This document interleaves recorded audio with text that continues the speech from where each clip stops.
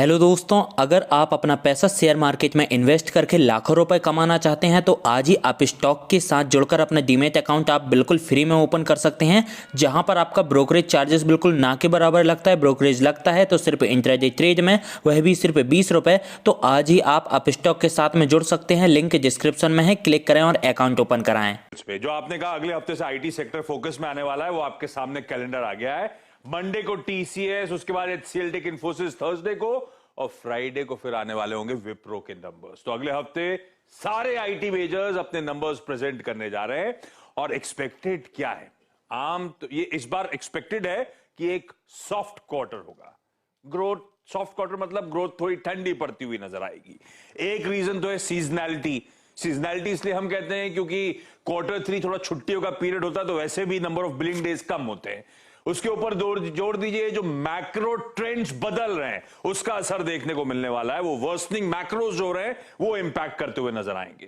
तो फर्लोस को लेके कंफ्यूजन आ गए हैं, दिक्कतें आ गई। आपको याद होगा एचसीएल टेक में बीच में एक वार्निंग टाइप दिया था, हाईलाइट किया था कि वो हायर फर्लोस देख रहे हैं Q3 में उनके कुछ स्पेसिफिक वर्टिकल्स में। तो सब दिक्कतें हैं।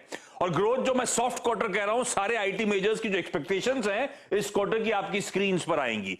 देखिए पिछले साल दिसंबर में परफॉर्मेंस और देखिए इस बार दिसंबर का परफॉर्मेंस क्या एक्सपेक्टेड है। ग्रोथ कैसी ठंडी पड़ेगी। सारे के सारी ग्रोथ रेट्स देखिए आधी होती हुई नजर आएंगी पिछले साल के मुकाबले। तो ग्रोथ ठंडी हो रही है, सॉफ्ट क्वार्टर है, वो प्रूवन। ध्यान रखिएगा, ये ग्रोथ धीरे धीरे प्री कोविड लेवल्स की तरफ बढ़ रही है। आपको याद होगा वो सत्य नदेला साहब का हम इंटरेक्शन भी दिखा रहे थे आप लोगों को, माइक्रोसॉफ्ट के सीईओ, उनका भी यही कहना था। पैंडेमिक ने जो ग्रोथ इंड्यूस करी थी, आने वाले कुछ सालों में नॉर्मलाइजेशन की तरफ बढ़ रहे होंगे, और वही सॉफ्टनिंग हम इंडियन आईटी में एक्सपेक्ट कर रहे हैं। दूसरी इंपॉर्टेंट बात मार्जिन्स को लेकर, मार्जिन्स एक्सपेक्टेड है कि एक्सपैंड करेंगे, इंप्रूव करेंगे।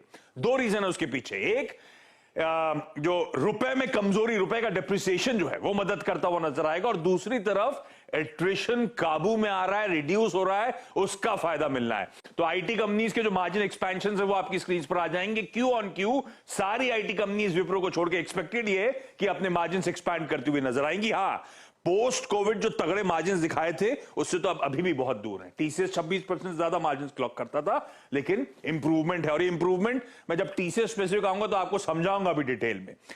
पर ध्यान रखिएगा, ये ग्रोथ सॉफ्टन हो रही है। इस बार ज्यादातर ब्रोकरेजेस मान रही हैं कांस्टेंट करेंसी में आईटी सेक्टर की रेवेन्यू ग्रोथ 13.5% पे रहेगी, और FY24 FY25 के लिए हायर सिंगल डिजिट पे पहुंचती हुई नजर आएगी। तो चाहे वो ग्रोथ हो, चाहे वो वैल्यूएशन हो आईटी के, वो नॉर्मलाइज हो रहे हैं, और इसीलिए आप देख रहे हैं कि आईटी सेक्टर पे दबाव पड़ता हुआ। ओके, तो ये इनफैक्ट चैलेंजेस पूरे सेक्टर के, लेकिन टीसीएस टू बी स्पेसिफिक, आशीष क्या एक्सपेक्ट किया जाए इस नंबर से? कुछ हिंट तो दे दिया मैंने जब ओवरऑल आईटी दिखा रहा था कि टीसीएस की भी ग्रोथ मॉडरेट होती हुई नजर आएगी। डॉलर आई में 1.5% का उछाल, constant currency 1.25% Q on Q का जंप। कांस्टेंट करेंसी 1.25% मैं कह रहा हूं, पिछले 8 क्वार्टर से औसतन कांस्टेंट करेंसी ग्रोथ टीसीएस की 3.5 से 4% रही है। 3.5 से 4% औसत, उसके सामने 1.25% की ग्रोथ। यह है सॉफ्ट क्वार्टर का इंपैक्ट, यह है नॉर्मलाइजेशन का इंपैक्ट जो आपको नजर आएगा। मार्जिन 70 बेसिस पॉइंट्स का इंप्रूवमेंट दिखाएंगे। ये सेकंड कॉन्सिक्यूटिव क्वार्टर होगा जब टीसीएस के मार्जिन एक्सपैंड कर रहे होंगे। 3% रुपए में डिप्रिसिएशन आया है इस क्वार्टर में। Supply side pressures ease off हो रहे हैं, जो मैंने एट्रिशन की बात छेड़ी थी। ऑपरेशनल एफिशिएंसीज कुछ किक इन होती हुई नजर आएंगी। तो ये मार्जिन 25% से घटे थे, 190 बेसिस पॉइंट्स उस Q1 में। उसके बाद से सेकंड क्वार्टर होगा जब मार्जिन एक्सपैंड होते हुए आपको नजर आएंगे। ये एक तस्वीर अच्छी, और इसके चलते मुनाफा 6.5% इस क्वार्टर बढ़ता हुआ नजर आएगा। पर नंबर्स अपनी जगह, टीसीएस पहला नंबर है, और उसके बाद ये हर्षदा का इंटरव्यू जो होने वाला है टीसीएस से, या फिर वो प्रेस कॉन्फ्रेंस में मैनेजमेंट की कमेंट्री सबसे इंपॉर्टेंट होने वाली है। स्ट्रीट पहले साइंस देखना चाहेगी, ये जो स्लो डाउन में दिखा रहा हूं सॉफ्ट क्वार्टर का, ये अब ईज ऑफ हो रहा है या और वर्सन होता हुआ नजर आ रहा है, दिक्कतें और बढ़ रही है। मैनेजमेंट क्या मानता है क्या, और उसको देखने के अलग अलग तरीके होंगे, क्योंकि टीसीएस गाइडेंस देता नहीं है। 7 से 9 बिलियन डॉलर्स के आसपास औसतन डील विंस होती थी हर क्वार्टर में। क्या वो जस की तस बनी हुई है? पहली चीज। फरलॉस को लेकर एचसीएल टेक ने जो दिक्कतें बात हाईलाइट करी थी, टीसीएस क्या उस बात को छेड़ता है या नहीं? टीसीएस के लिए एक और दिक्कत है, और वैसे पिक्चर भी इंपॉर्टेंट है। यूरोप यूके को लेकर कंसर्न्स बड़े हैं, रिसेशन में जा चुका है। टीसीएस दिग्गजों में सबसे ज्यादा एक्सपोजर रखता है 30%। लास्ट क्वार्टर हर्षदा का इंटरव्यू सुना होगा आपने, टीसीएस का मैनेजमेंट यूरोप को लेकर कॉशियस था।